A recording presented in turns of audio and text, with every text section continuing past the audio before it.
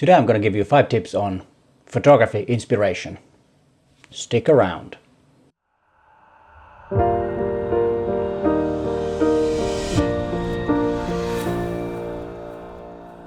And before we start talking about the inspiration, please consider to subscribe to my channel and hit that bell so you get notified when there is a new video online. My channel is all about you getting to be a better photographer. I post 2 videos a week on Tuesdays and on Fridays. Photography is a great hobby and it's a great job too. And the thing that I like about photography is that you're never gonna learn it totally. You always have something to learn about. It's an impossible task to learn everything, to get that perfect shot. And that's why it's so inspirational and so much fun, because there's so much to learn. But sometimes, because of this, that you need constant learning, you might be a bit of a lack of inspiration. The first tip: know your gear. I know that photography is not about gear, but to know your gear, it helps you a lot, because then you have all the concentration on the image itself and the composition, and if you have a model in the picture, then you have the contact with the model, because when you know the camera, you don't have to concentrate on the gear. When you know it inside out, you're all set. You can concentrate on the photography itself. And about Olympus cameras, there are a lot of best setting videos on my channel, so if you have an Olympus camera, go check out those. Tip number 2: look at a lot of images.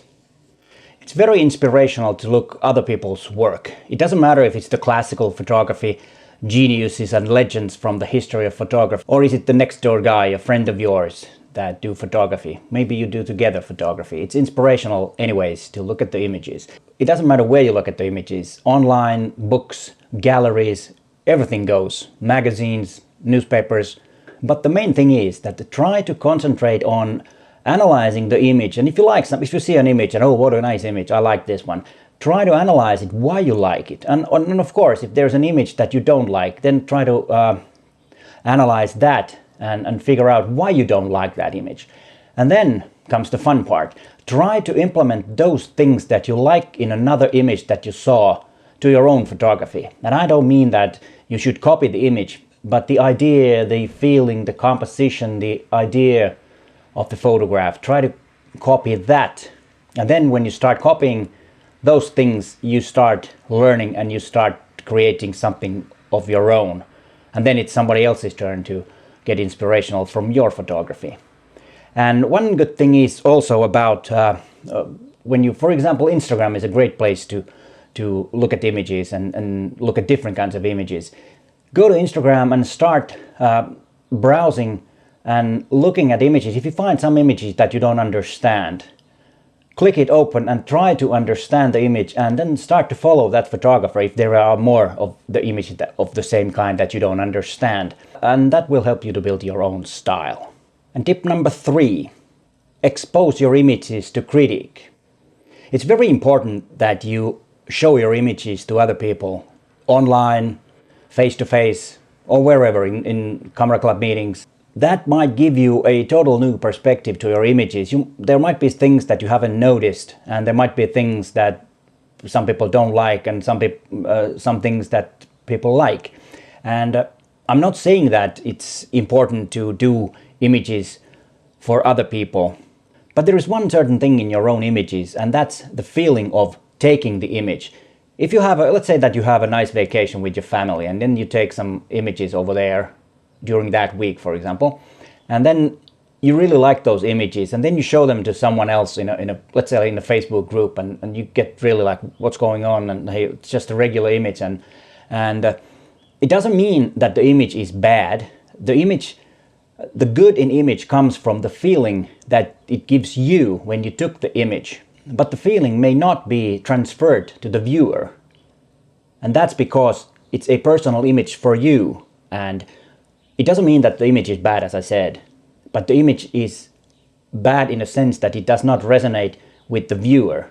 And that's something that you learn when you get critique for your images, so that you don't mix your feelings to the image itself when showing it to others. If they don't understand the feeling that you had while taking the image, then it doesn't resonate with the viewer, the image. I don't know if I explained. It was a bit of a hard to explain, but try to be the other person when you evaluate your own images. And that will get you better and will get you inspired also. Tip number 4, attend workshops. Workshops are a great place to get inspired and learn photography.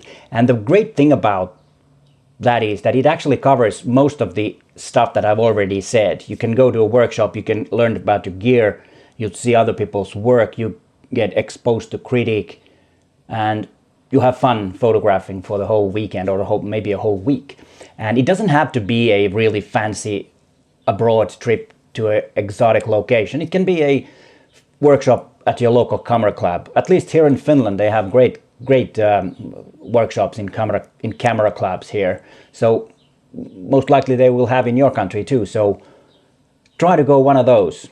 And then there's one really important thing about workshops is that it's a very good time to just concentrate on the photography. You can set everything aside, the family things, work and all other chores that you might have, because those are always on the way. I'm not saying that family and work is bad, but for a hobby it is sometimes. You just cannot concentrate because you have all these chores and responsibilities to others. But when you go to a workshop, it's all about you and your photography and learning things and having fun with photography. And I think that's one of the main reasons that I used to go to workshops 10-15 years ago, when I had all the kids living at home and the so-called rush hour life, when you had to take them to their hobbies, and it was big hassle. But then it was so relaxing to go for a weekend to a workshop.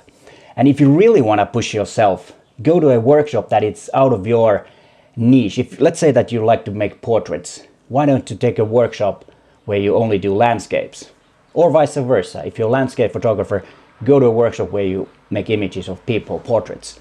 That is really inspiring, because then you might learn different things out of your own comfort zone. And usually get inspired, you'll learn new things. And I say learning and inspiration is very close to each other. When you learn, you get inspired, and if you're inspired, you learn. So those things go together. And then there is the tip number 5, which I think is the most important tip. Be open-minded, be curious. What I mean about this is that embrace the new, you see new things. As I said before in this video, that try to find someone from Instagram images that you don't understand at all.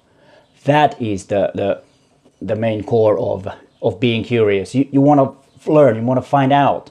And even though if you don't understand the image, don't worry, you don't have to understand everything. People make crazy things with photography, that not everything has to be understood. I don't mean that. And when embracing the new and the different, you always get inspired and you learn. And as I said, those go together. And that also applies to gear, because I remember when digital came, there are lots and lots of people who said that digital is just a phase that goes over. And the same thing was about mobile photography. That people said that, okay, nobody they want a big camera, they want a real quality images. But what happened? Everybody is doing mobile photography nowadays, and it's a big thing, and you should do it too. I do it a lot because it's convenient, it's fun, and it is inspirational. Try new different things and have fun with photography, and I think that will take you photography a step further. Of course, if you just want to have family images for your own fun, for your own memories, it doesn't matter. You don't have to get better if you don't want to. But if you are serious about photography, if you're spending a lot of money on your gear, then why not try to utilize it and have fun with photography and learn and get inspired. Thanks for watching, and bye for now.